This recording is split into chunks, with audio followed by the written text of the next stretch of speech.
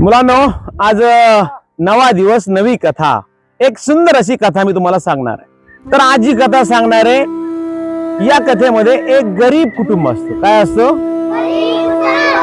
त्या गरीब कुटुंबामध्ये एक आई आणि तुमच्यासारखा एक छोटा मुलगा राहत असतो आणि त्याचे वडील लहानपणीच काय झालेले असतात, वारलेले असतात। आई अत्यंत गरिबीची असते, दुसऱ्याची तर मोल मजुरी करून कष्ट करून ती पोट भरत असते आणि आपल्या मुलाला रोज शाळेत पाठवत असते। आणि मग शाळेमधून पाठवताना ती रोज सकाळी त्याला जे आहे ते डबा वगैरे करून द्यायची। घरची परिस्थिती अगदी हालाकीची। आणि मग एके दिवशी मुलगा म्हणाला, असंच आपल्या गोरक्षनाथ संस्थांसारखं एक संस्थान जवळ होतं आणि त्या संस्थानावरती यात्रा होती। यात्रा माहिती सगळ्यांना? काय काय असतं यात्रेमध्ये? जम्पिंग जपांग, आणखीन झुला, आणखीन आईस्क्रीम, आणखीन चिवडा, या सगळ्या वस्तू असतात। आणि मग हा मुलगा काय झाला, त्या यात्रेला जायचं ठरलं, पण घरामध्ये पैसे नव्हते। मुलगा तर यात्रेला चालला होता आणि यात्रेला जायचं म्हटल्यानंतर बाकीच्या त्याच्या मित्रांनी सगळ्यांनी कुणी 200 रुपये, कुणी 400 रुपये, कुणी 500 रुपये सोबत घेतले। आणि हा गरीब असल्यामुळे आईनं काय केलं, आपल्या मजुरीचे 50 रुपये सोबत घेतले। आणि मग सकाळी निघायच्या गडबडीमध्ये ती आई त्याला थोडासा चहा करून द्यावा, कशाचं दूध आलंय काय आलंय, कोरा चहा तिने केला।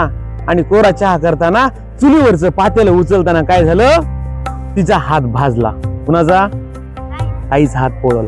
भाजल्यानंतर तिने तसाच तो चहा आपल्या मुलाला दिला। मुलगा चहा पिला, सोबत त्याला थोडासा डबा दिला, भाकरी भाजी दिली। आणि तो मुलगा ते 50 रुपये घेऊन आपल्या या गोरक्षनाथ सारख्या गडावरती यात्रेला सगळ्या मुलांसोबत गेला। तिथे गेल्यानंतर मग काही जण रथपाळण्यात बसली, काही जम्पिंग जॅकमध्ये बसली, काही भेळ खाल्ली, काही आईस्क्रीम खाल्ल्या, सगळं झालं। आणि सगळं झाल्यानंतर मग दिवस मावळतीच्या वेळेला सगळेजण यात्रा करून घराकडं आले, परत निघाले। परत आल्यानंतर घरी आल्यानंतर तो मुलगा, आई म्हणाली, अरे वा वा वा, छान आल्या ना यात्रेतून। आई दिवसभर काम, दुसऱ्याच्या शेतामध्ये काम करून आली होती। तिने विचारलं, बाळा कशी काय झाली रे यात्रा, छान होती ना यात्रा? तो म्हणला, हो गाई, खूप छान होती। ती म्हणली, मग यात्रेमध्ये तू आज काय काय खाल्लं, काय काय आणलं, काय काय केलं? तो म्हणला, आई डोळे बंद कर ना। काय म्हणतोय मुलगा आपल्या आईला, आई डोळे बंद कर ना। आईनं डोळे बंद केले आणि हात पुढे कर म्हणाला। आईनं हात पुढे केला आणि त्यानं पातेलं उचलायची पकड असते की नाही, पकड काय म्हणतो मी त्याला, चिमटा, ती पकड त्यानं काय केली होती, त्या 50 रुपयाची त्यानं आईसाठी काय आणली होती, पकड आणली होती। आईनं डोळे उघडले, बघती तर हातामध्ये काय, ती पकड, चहा उचलण्यासाठी, गरम पातेलं उचलण्यासाठी, तवा उतरण्यासाठी, जी घरामध्ये गरिबीमुळे नव्हती, त्याने ती पकड काय आणली होती यात्रेमधून। कुणी? तुमचा एवढा छोटा मुलगा रे, 3री 4थीचा मुलगा, त्याने काय आणली होती तू यात्रेमधून? तो ना रात पाळण्यामध्ये बसला, ना त्यानं आईस्क्रीम खाल्ली, ना त्यानं भेळ खाल्ली, ना जम्पिंग जॅकॉम मध्ये बसला। त्यानं स्वतःच्या आईसाठी काय आणली? आईच्या डोळ्यामध्ये घळा घळा घळा घळा पाणी आलं।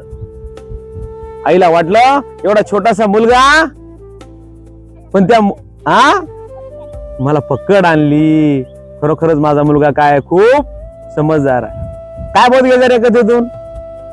हा,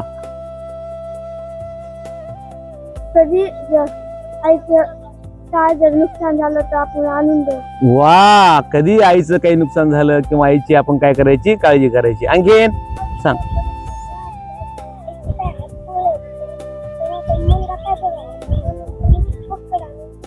बरोबर, आणखीन आणखीन काय कळलं कोणाला? हा,